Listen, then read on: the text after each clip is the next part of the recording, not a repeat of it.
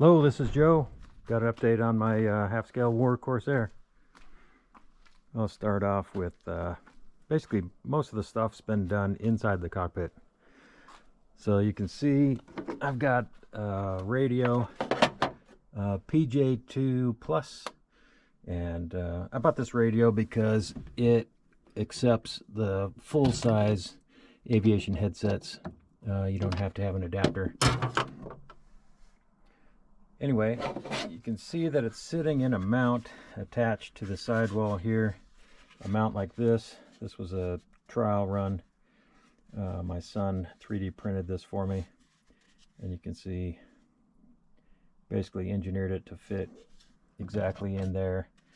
And then it gets held in place by Velcro straps through there. Right through the bottom, holding it in place. And I've got an extension for the built-in antenna in the back.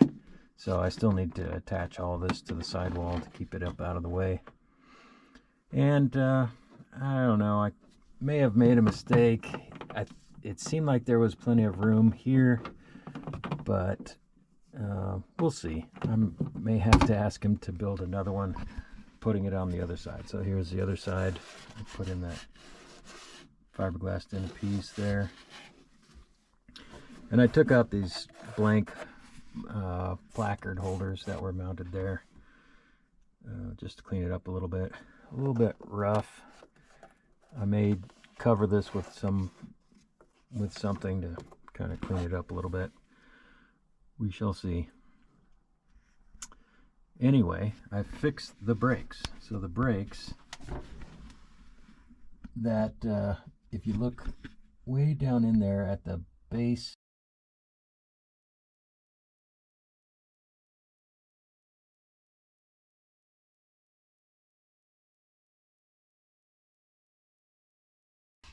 anyway, that cotter pin was missing.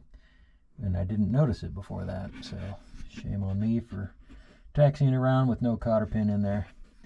So while I was fixing that, I had the gas tank out and found that there were some non-cotter pinned nuts and bolts. Even though it had a lock nut on it, the top of the brake pedal, I don't know if you can see it from under there. Maybe. The top of the brake pedal had a lock nut on it, whereas it sees rotation, so it should have had a cotter pin. Anyway, so I put castle nuts and cotter pins on those as well, so that they don't come off while I'm trying to taxi or fly the airplane. Which just points out that I need to go through a pretty extensive condition inspection before I fly it.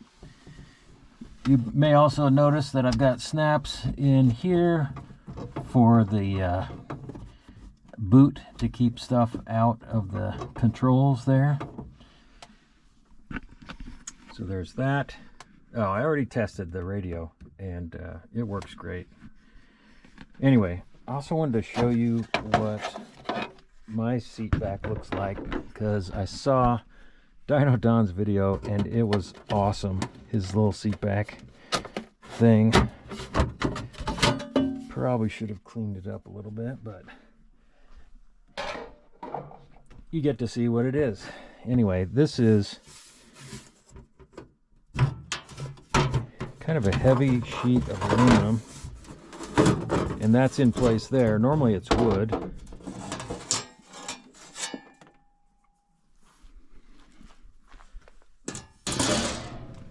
That's in place there because this hole was cut out for the battery, access to the battery. So I still haven't replaced this battery with the other battery, but I really like Don's fix for the seat back. That is awesome. I kind of want the same thing. I think my legs might be shorter. My legs are okay, but my back is kind of too far forward. I almost want to leave the bottom part of this, so that, because right now my backside just goes to like right here, and then my back hits here and is pushed forward. So I may just wind up cutting down here, leaving the bottom and making the back a little steeper, because I don't know that I need to go back any further. Like Don's is awesome. Anyway, but yeah, I might want to fix this, but I might just make this steeper so my back goes back a little further, and then round out like the seat back here, so maybe more of a curved, and then come up to this same line that it was already. Okay.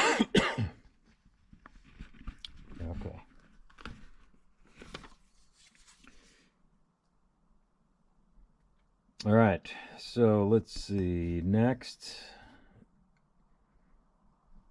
I do have my N number now, so I'm going to apply for registration.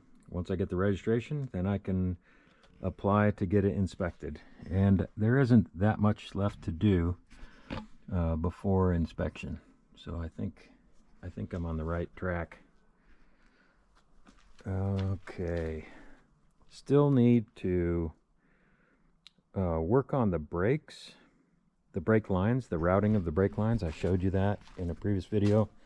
I haven't got anywhere with it, and I still need to finish that pod, fiberglass in that pod. I don't know, it's been pretty darn cold. I don't know if I'm going to be able to get to that without putting it in the garage and heating it up. So also my son offered to that if anyone out there needed something 3D printed, that they can contact him. I'll give his email in the description, and if you need or want something 3D printed, ask him the price, and he can 3D print it for you. All right, quick update. I've been getting behind as far as how much progress Don has made. He's done an awesome job on his and keeps going. Let's see, if anybody has any ideas about this, I've got a hole here with a piece of copper tubing glued in, and can access my baggage compartment through there, but that hole goes in here, and then it also goes through here and all the way through here. Another rod, I guess a tube is mounted in there, so in theory something could go all the way through there and latch that shut. I guess I can't think of a way to kind of keep it in place. I guess I could put some kind of a catch here. Yep, sorry about that. The video just cut out. I think the camera was full. Anyway, I appreciate the all the comments and all the feedback. Thanks for watching. Bye.